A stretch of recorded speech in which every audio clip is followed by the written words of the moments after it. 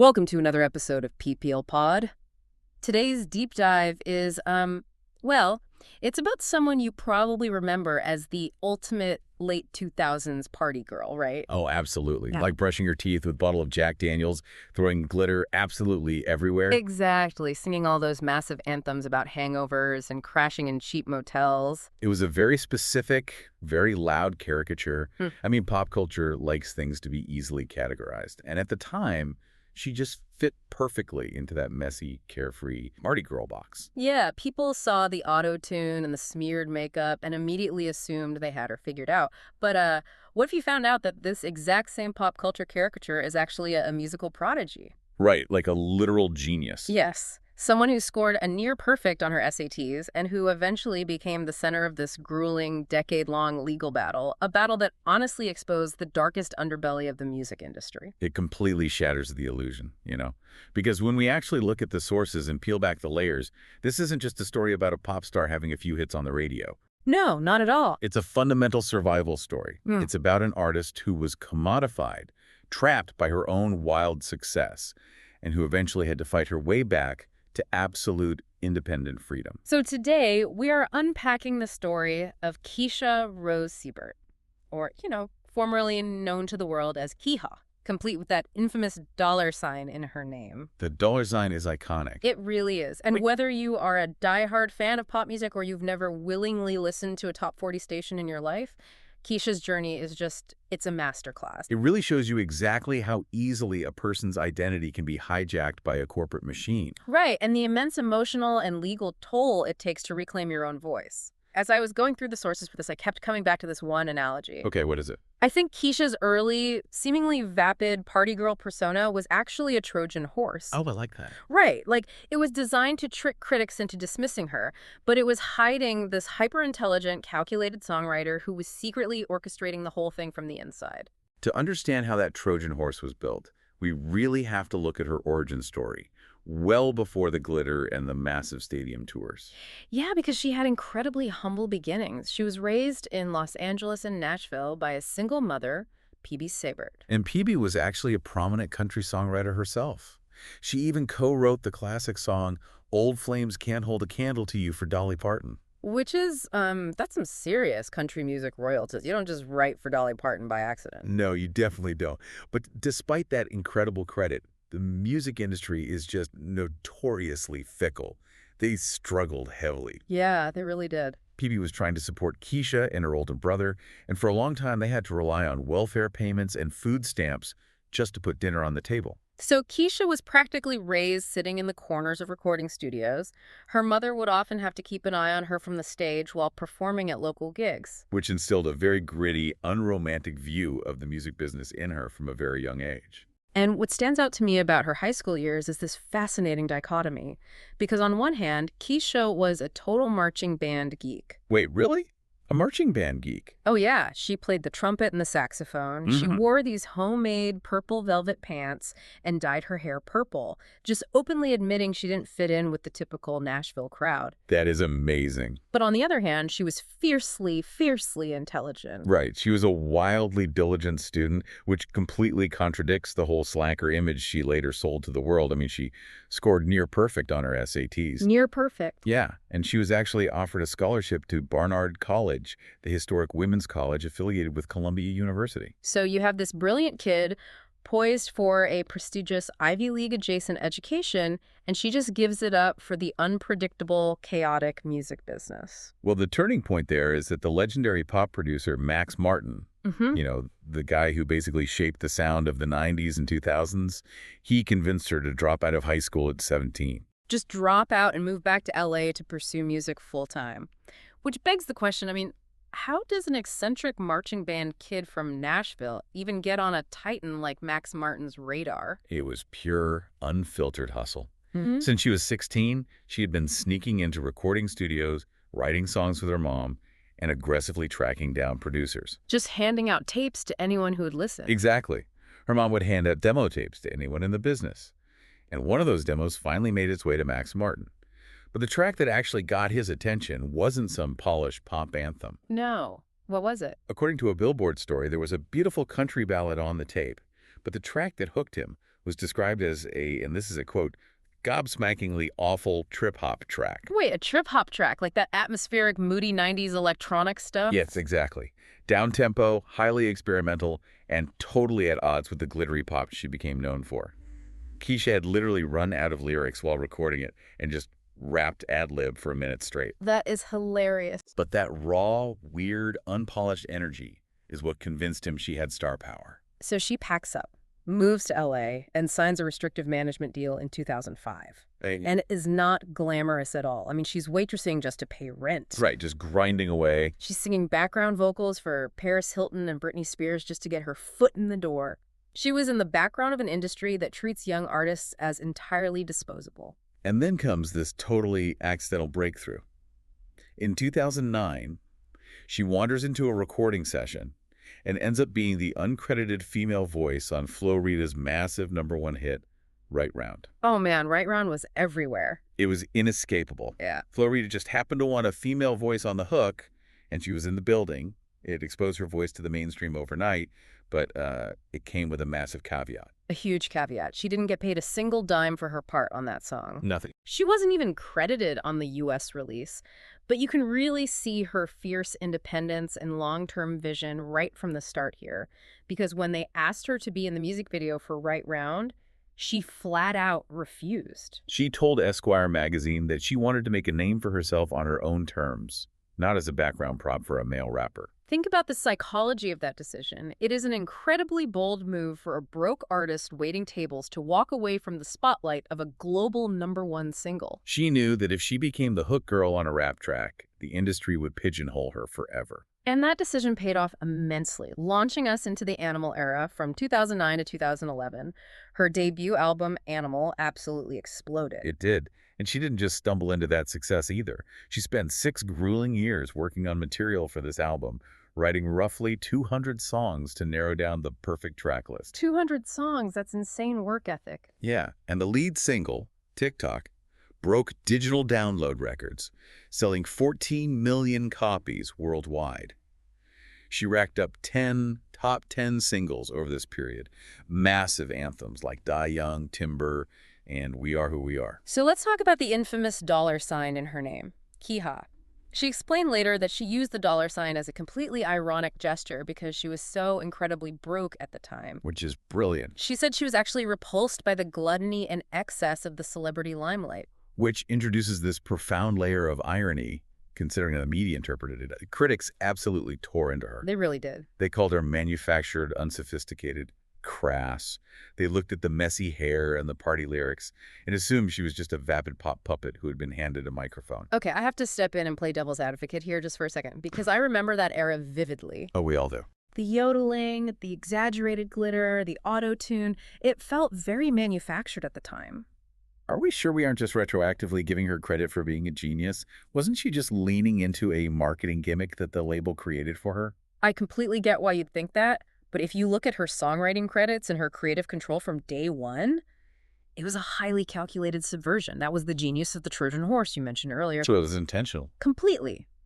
Songs like Blah Blah Blah and Dinosaur, which is literally a song mocking older men who prey on young women, were written to purposefully objectify men. Wow, okay. She was flipping the script to show how male-fronted rock bands and rappers get away with objectifying women constantly, but the moment a young woman does it, society clutches its pearls. Oh, I see. So the exaggerated white girl talk rap she did, her deep documented influence from the Beastie Boys, it wasn't a lack of sophistication at all. She was holding a mirror up to the double standards of the music industry. Precisely.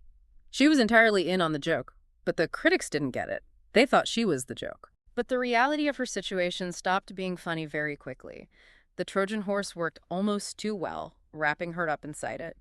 And we transition now into the darkest period of her career, stretching from about 2014 to 2016. It was a very dark time. She goes from headlining these wild, massive tours, which she creatively designed herself with this post-apocalyptic Mad Max vibe, to a sudden, jarring halt. Right. In January 2014, Kesha entered a rehabilitation center for bulimia nervosa.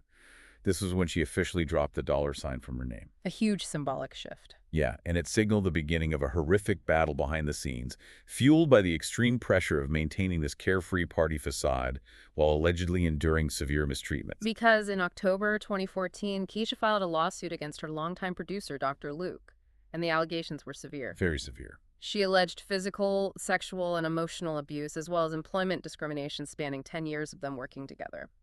She alleged he had constantly belittled her, told her to lose weight, and even compared her body to a refrigerator. And Dr. Luke immediately countersued for breach of contract and defamation, just vehemently denying all of her claims. Now, for you listening, imagine being legally trapped in a situation like this. The emotional stakes are unfathomable. You are bound to a recording contract where the only way you can release your music, your literal livelihood and your art, is to work directly with your alleged abuser. And when she went to court to try and get an injunction to record outside of his purview, she was stuck. Let's break down the mechanics of why she was stuck, because breach of contract sounds very dry, but the reality is suffocating. It really is. In the music industry, especially with these massive pop deals, artists sign exclusivity clauses. That means the label, and specifically the producer in many of these imprint deals, owns the exclusive right to distribute your voice. Right, so she couldn't just go down the street to a different studio, record a track, and upload it to Spotify. Exactly. If she records with anyone else, she is in breach of contract and can be sued into oblivion.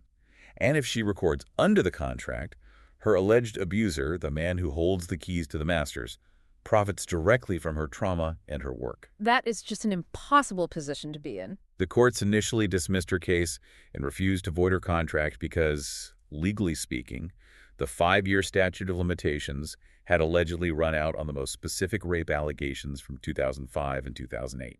The legal system operates on very rigid parameters. Yeah, and in this case, it meant she was legally bound to a situation that was completely untenable. This brings me right back to the Trojan horse analogy. The industry absolutely loved the Trojan horse because it was making them hundreds of millions of dollars. But the second the actual human soldier popped out of it and demanded her basic rights and humanity, they went to war to silence her. It effectively halted her career for years. She was exiled from her own life's work. But she didn't give up. Which brings us to her catharsis and creative rebirth. In 2017, against all odds, she finally returns with her third album, Rainbow. And this is a massive sonic shift. It was a total departure.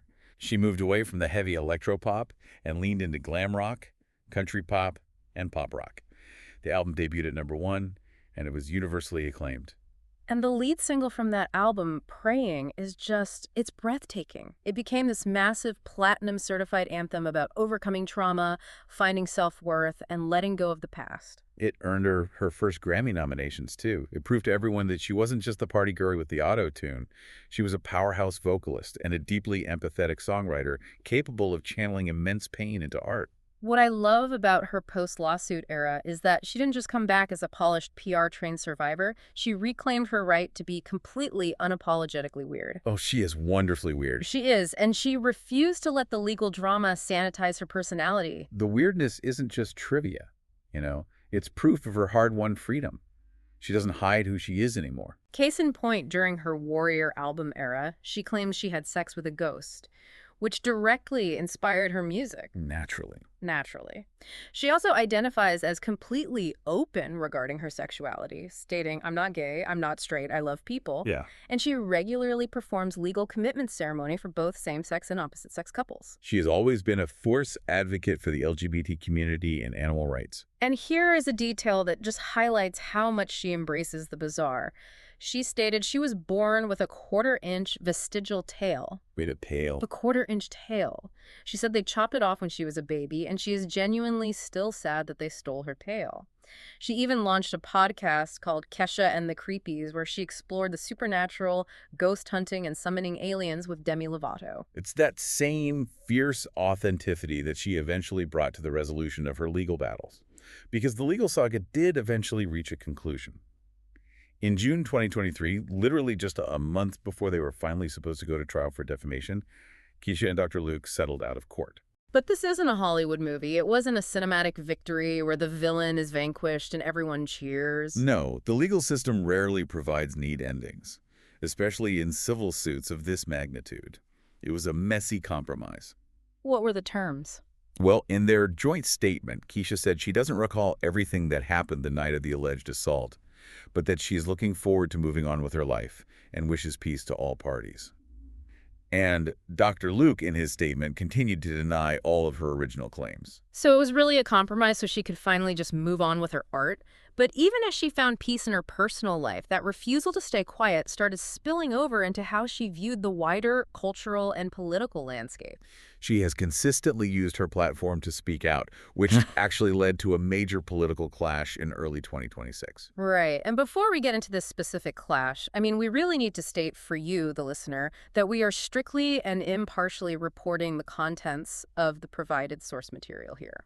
Right, yeah. We are absolutely not taking sides, and we aren't endorsing Kesha's viewpoints or Donald Trump's or the White House's. Exactly. We are merely conveying the events and ideas exactly as they occurred in the text. Absolutely. The focus is on her ongoing cultural impact. So the event in question, the White House published a video on social media showing a fighter jet shooting a missile at a naval ship, and for some reason, they used Kesha's song Blow as the soundtrack. Which is a choice. Yeah.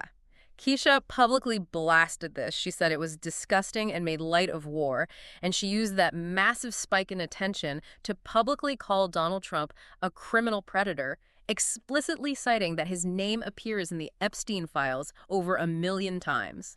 And in response to that, the White House communications director gave a very dismissive reply, basically thanking her for the attention and the view counts because people were flocking to the video just to see what she was complaining about. It's a stark reminder of how she leverages her voice now. She doesn't hold back. And speaking of leveraging her voice, she also made a permanent, massive cultural statement regarding her biggest record-breaking hit, TikTok. This is perhaps one of the most powerful examples of her ongoing solidarity with survivors of abuse. The original opening lyric of TikTok famously says, "Wake up in the morning feeling like P. Diddy." But in response to the massive abuse and rape lawsuits filed against Sean Combs, she permanently changed the lyric during her live shows. Right, because she refused to let her song be tied to that. Exactly. First, she changed it to "Wake up in the morning like fuck P. Diddy," and later settled on the permanent change, which is "Wake up in the morning feeling just like me." By doing that, she is reclaiming her own song. She took her power back in real time. Which brings this entire story full circle, right back to that opening tension we talked about. The girl who ironically put a $sign in her name because she was broke, who was trapped by the very industry that commodified her, is now finally entirely free. The landscape of her career looks completely different now. As of the last few years, she has completely parted ways with Dr. Luke's label and RCA. She's moving entirely on her own terms. That must feel incredible for her. Oh, I'm sure. In early 2024, she was even teaching a songwriting course at the Esalen Institute, which is this renowned holistic retreat center in California known for exploring human potential. She started her own independent record label, Kesha Records, and released her first fully independent album, Period, in the summer of 2025. And now, in 2026, she's embarking on what she has so aptly named the Freedom Tour. She really survived the pop culture meat grinder. She did. And she didn't just survive it, she dismantled it from the inside and walked away with her soul intact, which leaves us with a final, provocative thought to mull over. Yeah, what's that? Consider how the music industry operates at its core. It forces young artists to commodify their rebellious youth, to package their raw energy into something easily digestible for the masses, only to brutally punish them when they grow up and demand their humanity back. It's a cycle that's happened time and time again. Kesha fought a grueling, decade-long war to prove she was a person, not a product. So the next time you hear a heavily produced, glittery pop anthem on the radio, you have to ask yourself, what other manufactured pop stars might be hiding a genius intellect and a Trojan horse of their own behind a catchy hook? It certainly makes you listen to the radio a little differently, doesn't it? You start listening for the architect behind the auto-tune. You really do. Thanks for listening to People Pod. Keep tuning in for more stories worth knowing.